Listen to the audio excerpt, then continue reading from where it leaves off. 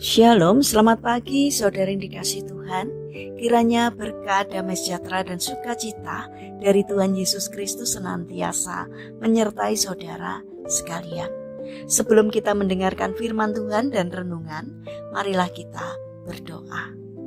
Tuhan Allah Bapa yang baik, kami sungguh bersyukur atas kebaikan dan kemurahan-Mu, karena Engkau Tuhan yang selalu melindungi, menolong dan menopang kami. Terima kasih atas setiap kemurahan-Mu, ya Tuhan. Jika saat ini kami akan mendengarkan firman-Mu, urapilah kami dengan Roh Kudus-Mu, agar kami dapat mengerti dan memahami apa yang Tuhan sampaikan kepada kami, agar karakter kami semakin hari semakin bertumbuh menjadi lebih baik, sehingga semakin berkenan di hati-Mu. Terima kasih Tuhan, di dalam nama Tuhan Yesus Kristus kami berdoa. Amin. Saudara yang dikasihi Tuhan, bacaan firman Tuhan saat ini diambil dari kitab Mazmur pasal 92 ayat 6 dan 7. Demikian sabda Tuhan. Betapa besarnya pekerjaan-pekerjaan-Mu, ya Tuhan, dan sangat dalamnya rancangan-rancangan-Mu. Orang bodoh tidak akan mengetahui, dan orang bebal tidak akan mengerti hal itu.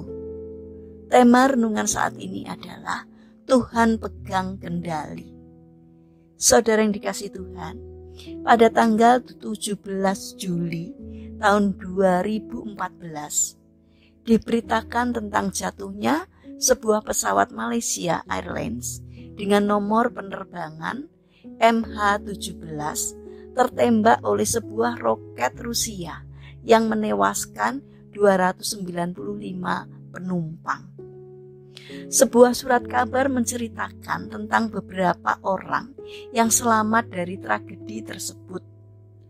Beberapa di antaranya adalah Simone Laposta dan Juan Noval. Mereka telah memesan penerbangan tersebut untuk perjalanan pulang setelah berbulan madu, namun memutuskan untuk kembali 1 hari lebih awal. Berikutnya Barry dan Isi serta bayinya. Mereka juga merencanakan perjalanan mereka dengan penerbangan tersebut, namun batal karena tidak mendapatkan tempat duduk. Terlebih lagi kisah Dutch Martin de Jones yang dengan ajaibnya terhindar dari 2 kematian mendadak. Ia bukan hanya terhindar dari tertembaknya pesawat Malaysia MH17, tetapi juga dari tragedi hilangnya pesawat Malaysia MH370 karena ia mengganti rute penerbangannya. Apakah yang dapat kita pelajari dari kisah-kisah mereka? Saudara yang terkasih, satu hal yang terpenting adalah kita harus memiliki keterbukaan hati atas segala perubahan yang terjadi dalam hidup kita, dengan sebuah pemahaman bahwa Tuhan pemegang kendali hidup kita. Kita tidak dapat mengetahui apa yang akan terjadi 1 langkah ke depan, namun Tuhan mampu melihat sampai ke penghujung kehidupan kita. Sebaik apapun perencanaan kita pada hari ini, namun hanya Tuhan yang tahu apa yang terbaik untuk hari esok. Karena itu jangan menggerutu, apalagi marah kepada Tuhan jika apa yang menjadi rencana kita tidak terwujud sesuai dengan harapan kita. Percayalah bahwa Tuhan punya cara yang terbaik untuk rencana hidup kita ke depan. Mintalah hikmat dan petunjuknya agar kita bisa memahami maksud Tuhan di balik setiap peristiwa, sehingga kita memuliakan Tuhan. Saudara yang terkasih, ada sebuah pujian berkata, jika Tuhan mempunyai rencana lain, teruslah berjalan dan katakan saja ya, dan percayalah, Dia tahu yang terbaik bila mana seluruh mimpi kita berserakan. Kita tidak perlu harus tahu kapan Tuhan mempunyai rencana yang lain.